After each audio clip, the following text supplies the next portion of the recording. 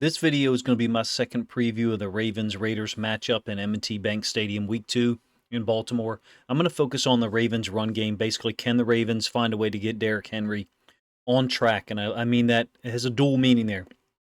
On track, having more impact. And I don't think it's a Derrick Henry issue. I'll put that out front. So maybe I lose people's focus or even views in the beginning. I totally disagree with people who think the problem is Derrick Henry. Our offensive line short-circuited him last week on many of his carries, even on the first drive, which was a successful drive from a Ravens offense standpoint.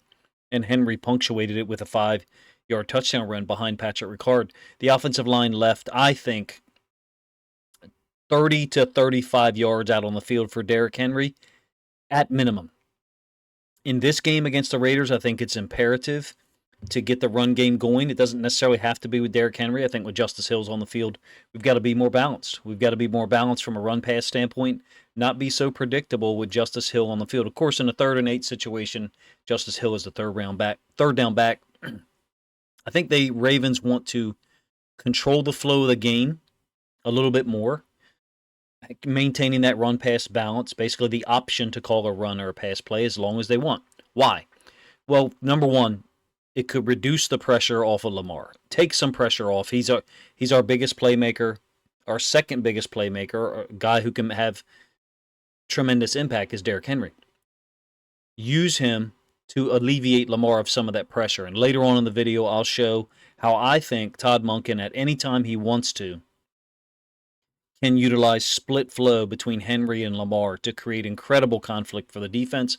I think there will be huge returns on some of these play concepts that I'll show here. Also, reduce our offensive line's exposure to the Raiders' pressure schemes. I think, and I said this in my first preview, that not too many Ravens fans watched, to be honest with you, that I thought the Raiders were going to bring pressure more so than the Chiefs did. Meaning intentional 5-man rushes and occasionally 6-man rushes.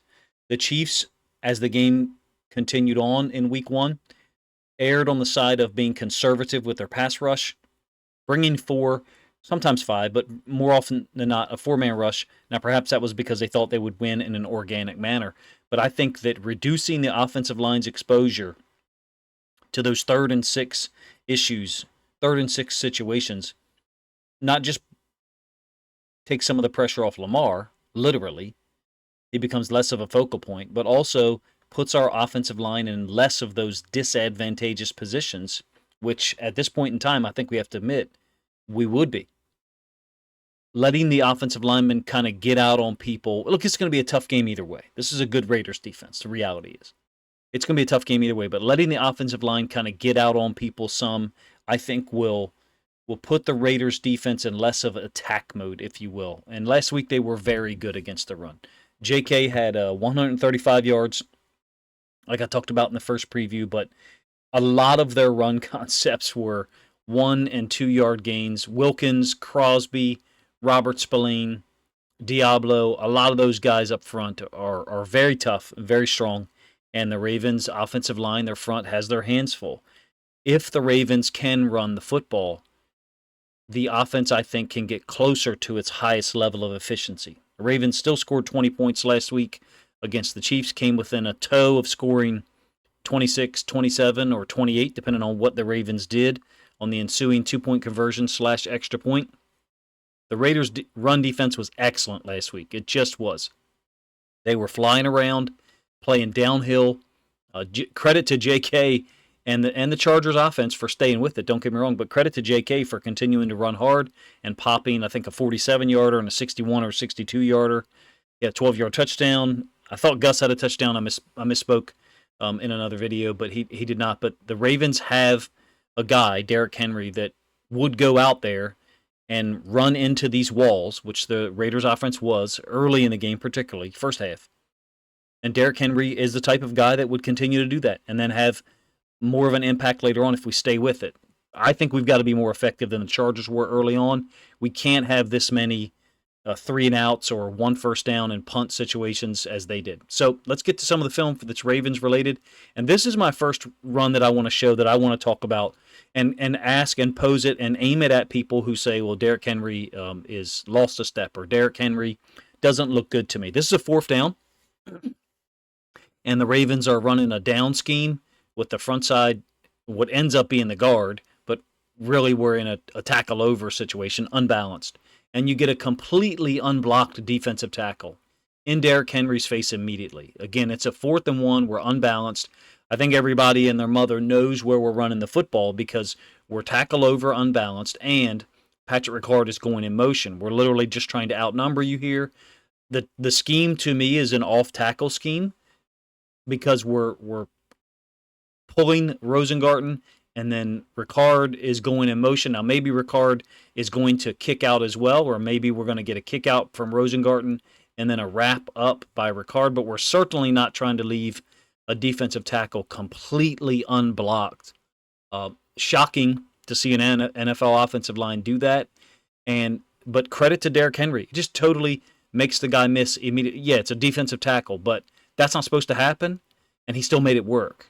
That's a guy that has been there, doesn't panic, and has the moves still in his arsenal. It's only a 2 or 3 yard gain, but I think this is evidence number 1 that we're not dealing with a guy who can't make athletic moves. Like, it's ridiculous to me to hear those certain people say that. So this is a small indication for me that I'm not worried about Derrick Henry, or small evidence, to show you that I'm not worried about Derrick Henry at all. Nonetheless, look, the offensive line did not give him a lot of space or lanes, especially early. This is the first play of the season, first play of the game. Isaiah Likely obviously kind of gets launched by Drew Tranquill.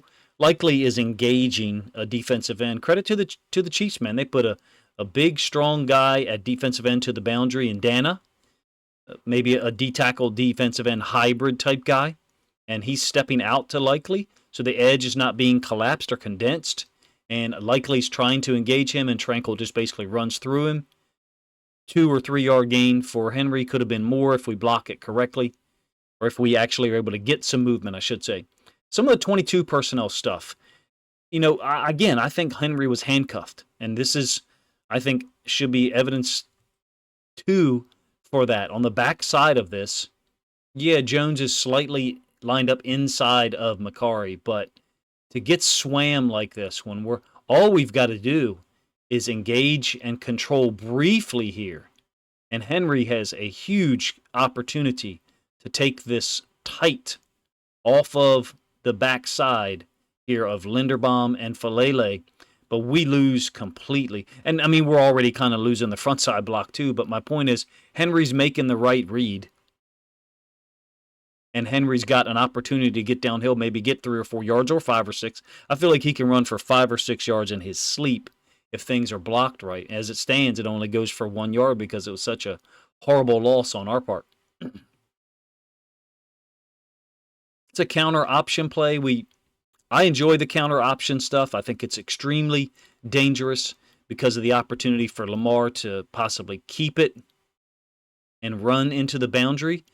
Keeps defenders honest. You can see that the Chiefs are keeping a corner and then a safety kind of backside here. Henry's running up in there. There's really nothing there for us from the standpoint of how it was blocked, but counter option has worked for us many times in the past, so there's no reason to act like it has not. There is a dynamic here that perhaps people will be so focused on Henry that it opens up Lamar in certain games or certain situations. I think at times it could work in the opposite. Lamar will hold defenders to the outside, and that will give Henry an opportunity to squeeze through a slightly larger run lane than would have otherwise been there if we didn't have such an athletic quarterback as Lamar Jackson. Counter option, like I said, we're also arc releasing Ricard. Falele is trying to kick out here. I don't think he gets much expansion. Theoretically, Lamar should be reading, this corner or a defensive end. We've blocked the defensive end to that side. I will be honest with you, in certain situations, and I think I said this a couple of times in the last couple of years, I'd like to see us get to the line and Monken to have told Lamar that there is the opportunity for an auto keep.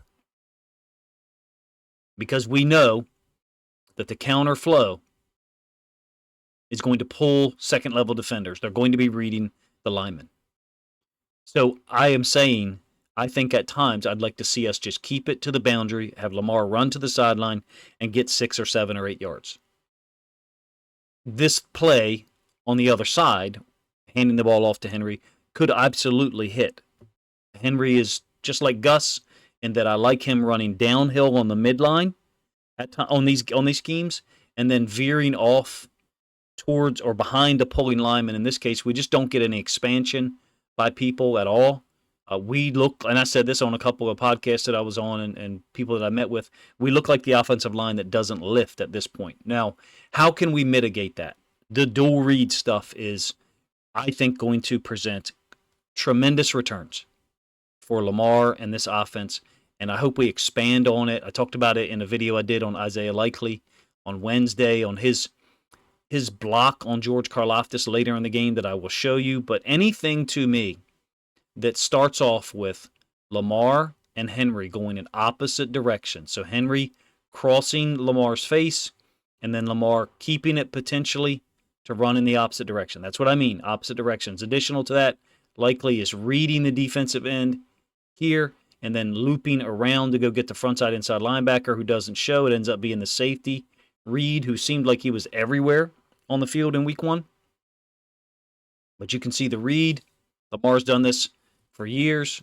Likely is also reading that defensive end, loops around. Easy money for me. I think we can expand on it some. I think we can expand on it some by running Likely out into the flats as a pass catcher.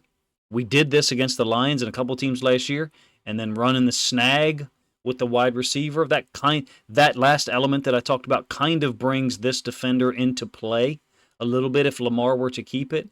In some ways, some people would call it a quadruple option.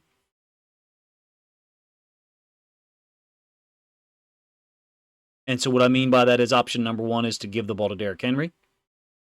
Option number 2 is out in the flats. 3 is the snag by Bateman, and then 4 is Lamar keeping it ultimately. How that relates to Derrick Henry, gravity. Both of those guys have gravity, Lamar and Derrick Henry. There will be times where Derrick Henry draws defenders, and it opens things up for Lamar. There'll be times where Lamar draws defenders, and it opens things up for Derrick Henry. No, it didn't result in Derrick Henry having a huge game in week 1. Lamar ran for 122. We ran for 185. Who cares who the yardage is from on some level?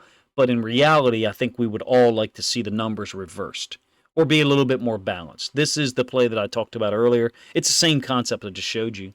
We're running Henry across Lamar's face, Likely and Lamar dual reading the defensive end, Karlaftis, who tries to half-man it. Likely ends up in his face and just launches him. It ends up going for 13 yards. So we ran that play twice against the Chiefs. Once for 11 yards, once for 13 yards. I want to see us get in this formation, Likely go across the formation, and us run something different, whether it's a pass play, an actual play action. So utilizing Likely as a blocker over here, running a route, and then running routes with these guys. So we basically could create 3-man routes, 6-man protection, Henry leaking out late. I think that I would like to see us work in a progression offensively, meaning we've shown something in week 1 from a formation and play standpoint. Let's build off of it in week 2. This is a very aggressive, fast, and physical Raiders defense, in my opinion. I look for them to have success stopping the run at times. The option game with Lamar and Derrick Henry, I think, is a great equalizer. Well, Lamar is a great equalizer because he can do stuff like this. He can turn what could have been a 5, 6, maybe a 7-yard gain into 13 and a brand new set of downs immediately.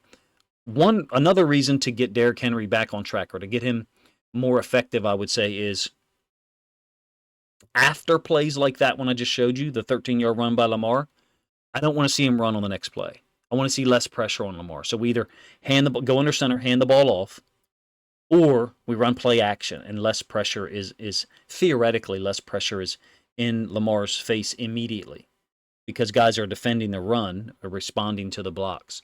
Another read play with Lamar and Derrick Henry. Now, it may not actually be a read here. We're certainly arc releasing and leaving someone unblocked. So I'm content whether someone says they think he's reading it or not.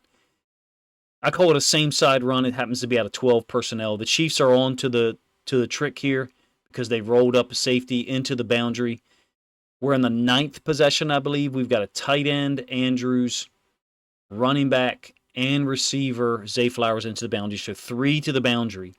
And on the snap, Looks like Derrick Henry's going to cross his face and possibly go to the other side, but that's not what this is.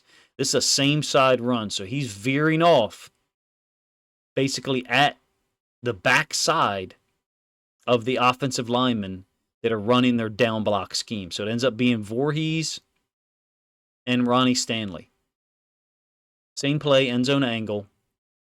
You can see Lamar looking directly at Dana, who's going to do a nice job. He folds down and tackles Derrick Henry. It ends up being a 5-yard gain.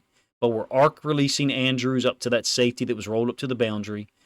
Stanley is going up to the front side inside linebacker. This guy has to honor the possibility that Henry is running across Lamar's face. He doesn't know, obviously, at this point. So he's stepping to his gap, and you can see the big lane that is developed there. Dana's able to close down. I think it went for a 5 or a 6-yard gain. I call it a same side run. I'd like to see us run this a lot. I would like to see us put their defensive ends, for the Raiders that is, put the defensive ends in as much conflict as possible and force them to roll this boundary side safety down. He's off screen to our right, but force him to roll down such that the coverages to the field out of these same formations become more obvious to us pre-snap and post-snap because there's basically less safeties lined up deep. The 5-yard touchdown run to cap the first drive. Henry can do this all day, I think. Even if he has lost a step or even a step and a half, these are the types of things that I think he can do all day. He could probably do these until he's 35 years old. Down in the goal line, inside the 5, I feel like he's an exquisite player down there. Short yardage stuff that we have struggled with in the past. Now we had a run early in 2023, I thought, where short yardage wise, we were somehow executing at like a 90% clip. Not realistic, not sustainable, I guess would be the right word. Henry is a guy who can, I think, keep us scoring touchdowns in the red zone when we get down there. How many carries he gets, Coach Harbaugh said something like he's not a 30-carry guy, or we didn't sign him to be a 30-carry guy. I mean, how can you predetermine that? If we're in there running the ball well, and it's going to be tough sledding against this Raiders defense. I've said that multiple times. I hope you're getting the point. I suspect that they are very athletic. I know that they're very athletic, but I think when we get on the field, we're going to see how athletic they are and see how fast they respond. The play action stuff with Henry will just be set up. Now one thing I want to talk about a little bit is 20 personnel. Of course, the broadcast does not tell you the personnel groups. I've talked about this for since Monken came on and I started to notice it. 20 personnel has 3 receivers on the field. Zay Flowers, I think that's Aguilar, and Bateman up top. But it's got 2 running backs, meaning Henry and Ricard in this particular formation. So how do you respond as a defense? Well, you have to respond to the 3 receivers. So you're going to put your nickel set on the field. And how this changes the dynamic and really, I guess, gives the defense different problems to solve is it puts this boundary side safety in conflict in a little different way. We've got twin receivers over there. Pre-snap, the motion doesn't really get much of a movement, but post-snap, what's happening is the ball is on the right hash.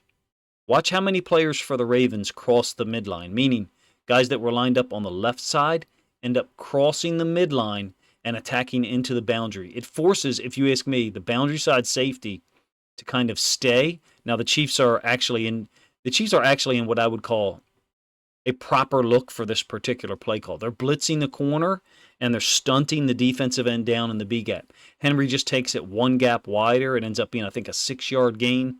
So this safety is kind of locked here, perhaps, because of the corner blitz. We'll give the end zone angle in a moment. But when you have players cross the midline, what that does is it forces the defense from a numerical standpoint to either win at the point of attack. This is the same play from the end zone angle, by the way. Or have a corresponding amount of players cross the midline as well. So in this case, the Ravens are pulling. It's a counter scheme. The Ravens are pulling Voorhees and Ricard. So both of them lined up on the left-hand side of the midline, and they're crossing the midline to the right. Additional to that, the running back is getting the ball. So you can say either 2 or 3 players are crossing the midline, and how many players for the Chiefs are crossing the midline. They were fortunate that this one didn't pop for a little bit longer. Tranquil does a great job of taking on blocks. Additional to that, Macari, I think, is unable to sustain there against Dana. Again, the boundary side D end. Dana was in a 5 technique. He's stemming inside. Why? Because the corner's blitzing. So they don't want two guys in the same gap. So that defensive end is basically, he's not necessarily pinching into the B gap, but he's stepping to that gap. If Macari's able to turn him at all, this is a great opportunity to run the football into the boundary out of 20 personnel, but have motion to the field. It was a productive play for us nonetheless. You saw that iteration right there, I think was 6 yards. Another one was 7 yards. This is a QB keep into the boundary. Quarterback counter, really. I don't think Lamar's reading this. I think he's trying to make it look like zone read to this defensive end here. Dana, I think I'll give you the end zone angle in a moment. Point is, it's got Henry and Lamar going in opposite directions. I want to track it this week against the Raiders and maybe do a video after we play the Raiders. Basically track every play where Lamar and Derrick Henry have gone in opposite directions and see what our yards per play is there. It's not, regardless of personnel group, regardless of concept, run or pass. See what things look like. I feel like, I don't know what the corresponding basketball action would be. I guess you would say a pick and roll between two particular players. I know people do points per possession in the NBA in terms of a data analysis. Versus in the NFL, sometimes it's points per person, points per drive, excuse me. I think the Ravens have a great opportunity, as crazy as it sounds, even though the Raiders do, I think, have a stout run defense. The Ravens have a great opportunity here to go out and kind of impose their will a little bit, limit the offensive line's exposure. Because if we do the reverse or the opposite, and we're unable to run the football successfully, then we're in a lot of 3rd and 6s, a lot of 3rd and 7s maybe, and they can run their ton of pressure schemes, get after our offensive line, really be devastating to us trying to convert some of those 3rd downs. Lamar's going to scramble. Lamar's going to get out of the pocket some. He's going to make people miss. He shouldn't have to do that as many times as he did against the Chiefs. I think that's the point. Controlling the flow of the game, controlling the dynamic, basically retaining that run-pass option for as long as possible within each series, within each sequence, is in the Ravens' best interest. Not just because of the offensive line, but because we have a weapon, Derrick Henry, that we signed, and we need to use him appropriately. The offensive line needs to get better. They need to do their job at a more efficient level, be more physical, for real. They need to move people. Doesn't necessarily mean they need to move people by another 3 feet or 4 feet. They've got to open up lanes for Derrick Henry because, number one, he will find the correct lane. He'll make the right read. Number two, he still has the acceleration and quickness to get there on time. Number three, he is in some ways our best offensive weapon because he allows Lamar to not have to play what we've often called hero ball for large stretches of the game. Lamar can take over the game in the 4th quarter if we need him to. The end of 2nd quarter drive against the Chiefs was revealing. The end of the game, end of the 4th quarter drive that was ill-fated from a Ravens perspective, was also revealing. In both of those situations, Lamar was under total control, and we can play with that style of football when we need to. I think we need to get to another style of football. It doesn't necessarily have to be 21 personnel or 22 personnel. I actually really like 12 personnel. The 12 personnel run plays, I think, is where the money could be this week against the Raiders. In any case, this is my preview showing what little film I did of the Raiders defense, some of the Ravens run concepts that were displayed in week 1 against the Chiefs, how I think that could possibly be improved on against the Raiders in our week 2 home game. You guys let me know if you enjoyed the video, if you share my thoughts, my optimism about Derrick Henry. I have no concerns at all about his ability to get where he needs to get on time and with enough force and acceleration and tenacity to be able to break tackles and create larger runs than we saw last week against the Chiefs. If you enjoyed this preview, this film study preview of the Ravens-Raiders matchup in week 2, then please consider grabbing a link to this video, sharing it out on social media to help this content get more reach.